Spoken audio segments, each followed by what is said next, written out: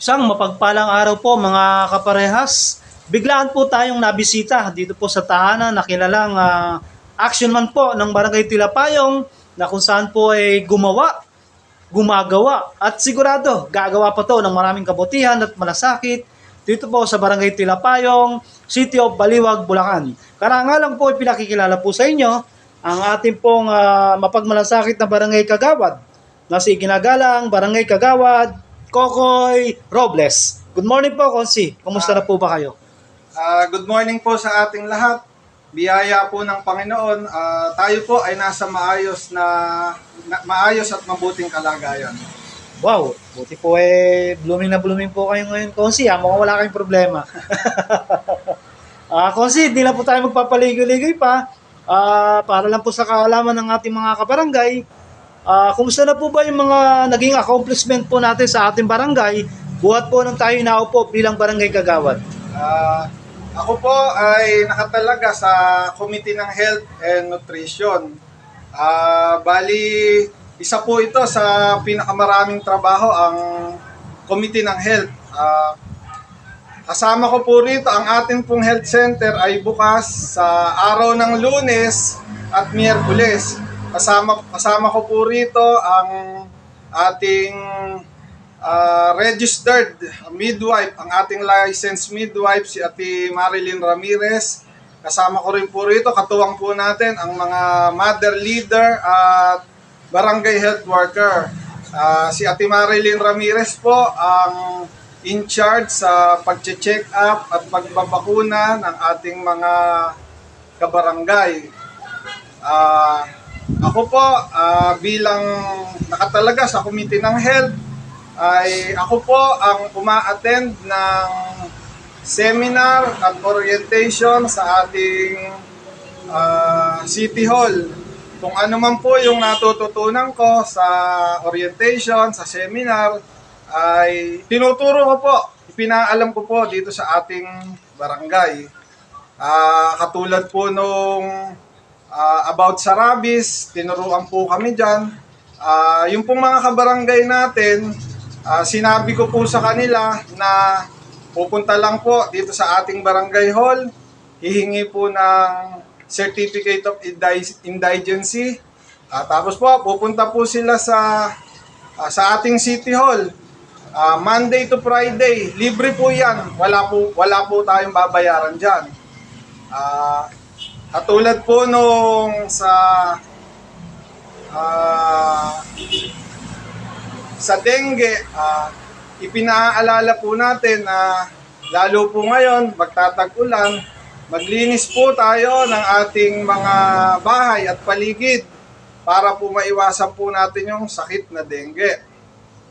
Kung magkakaroon naman po ng dengue sa ating barangay, i-report lang po natin sa ating barangay hall.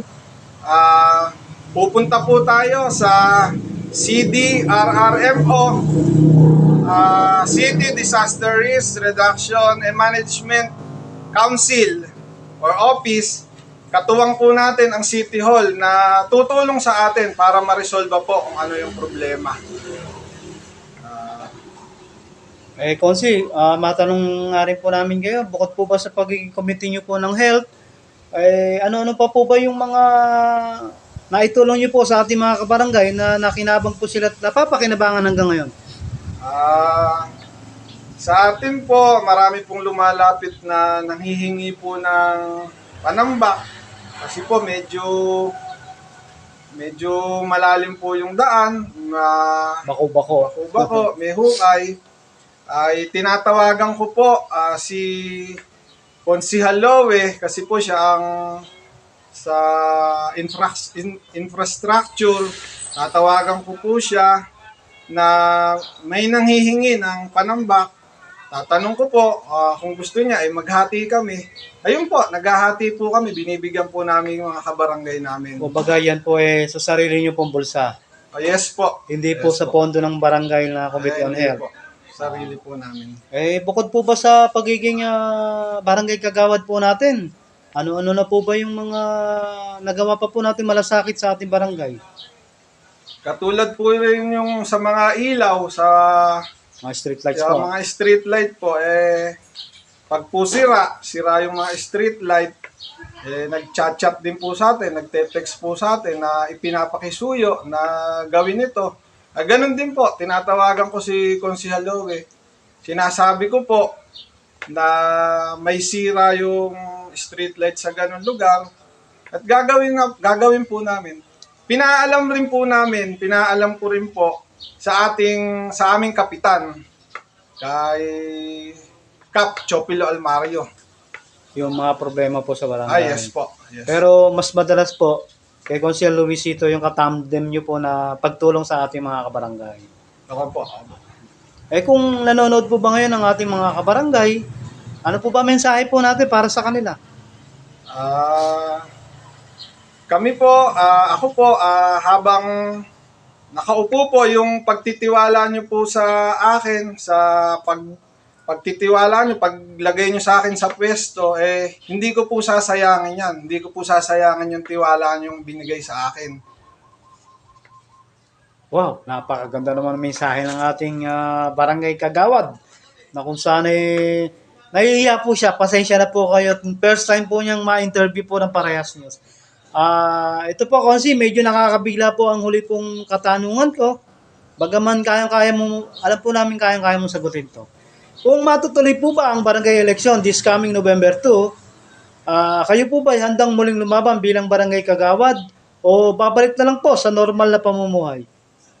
Yes po, tuloy-tuloy po tayo sa paglilingkod. Dire-diretso po. Wala na pong atrasan. Ay, wala po, wala. Kanino po ba kayong kapitan naka-member po o partido? Kung matutuloy po sa November 2 ang halalan, ako po ay kasama, katiket po ni Konsehal Luisito Santos.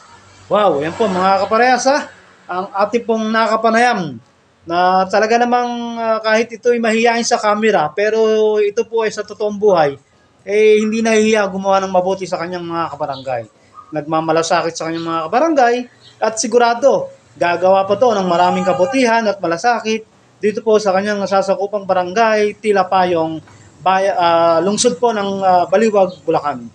Buhat po dito sa barangay Tilapayong, ang ating pong nakapanayam, ang isa sa action man ng barangay Tilapayong, kasi ginagalang barangay kagawad, Kokoy Robles. Mabuhay ka, Kosi, hanggat gusto mo. Salamat po, salamat. Ito po ang inyong kaparehas, Chris Castro, reporting.